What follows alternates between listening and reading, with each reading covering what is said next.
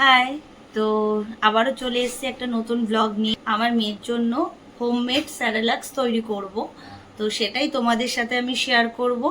আমি কি কি উপকরণ দিই হোমমেড স্যারেলাক্সে। মাখানা, চিড়ে, সাবু, ওটস, আলমন্ড, 3 রকমের ডাল, ওয়ালনাট, সুজি, পেস্তা, কাজু, soybean, sunflower seed, pumpkin seeds. আমি আরেকটা জিনিস অ্যাড করি, সেটা হচ্ছে কিশমিশ। তো সেটা আজকে মিস আছে। একটা জিনিস আমি দিতে ভুলে গেছিলাম, সেটা হচ্ছে এই যে চাল, পরিমাণ মতো চাল নিয়ে নিয়েছি। তাহলে চলো জিনিসগুলোকে ড্রাই রোস্ট করা যাক। এরকম স্কুপে মেপে মেপে এগুলো নিয়েছি।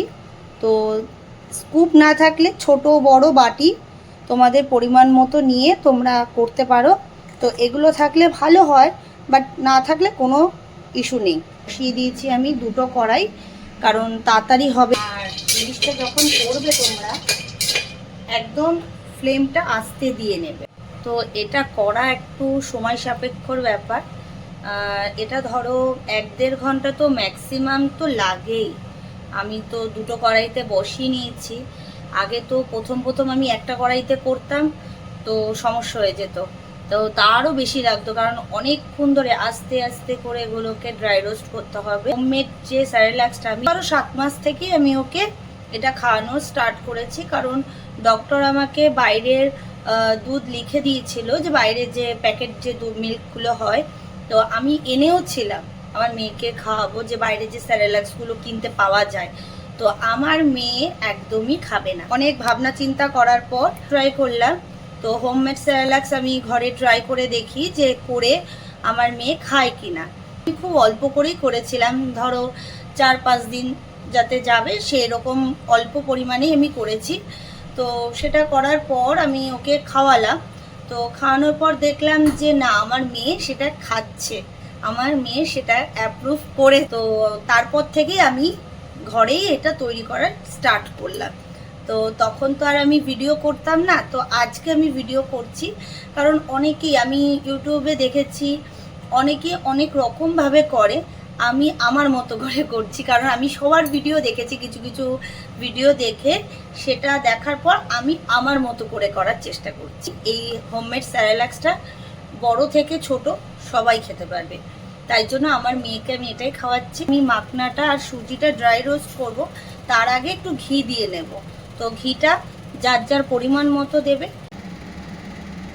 তো এই যে মাখনাটা, এখন দেখো মাখনাটা নেতানো, যখন আমার ড্রাই ড্রাই হয়ে যাবে, রোস্টটা সুন্দর হয়ে যাবে, তখন এটা ঝুরঝুর হয়ে ভেঙে পড়বে। এই দেখো, সেমভাবে এখন আমি সুজিটাকে ড্রাই রোস্ট করব। দিয়ে দিলাম সব কিছু ড্রাই রোস্ট করে এর মধ্যে আছে। এখন এক এক করে আমি মিক্সারে এটাকে গুঁড়ো করে নেব। তো এই যে টিস্যু, এটা নিয়ে আমি ভালো করে পরিষ্কার করে নেব। এই যে এর মধ্যেই আমি কিছুটা মিক্স করেছি, এই যে তার রেজাল্ট এটা।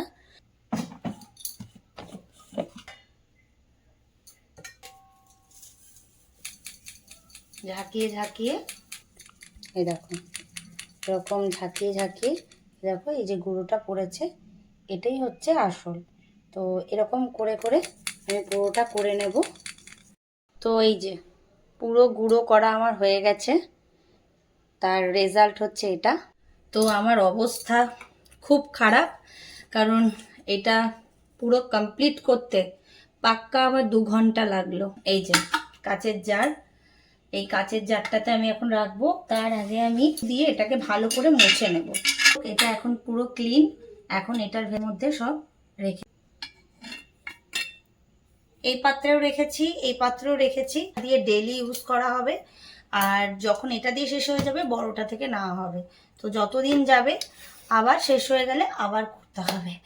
তো যাই হোক, আজকের আমার ভিডিওটা তোমাদের কেমন লাগলো অবশ্যই লাইক কমেন্ট শেয়ার করো। তো আজকের মতো টাটা।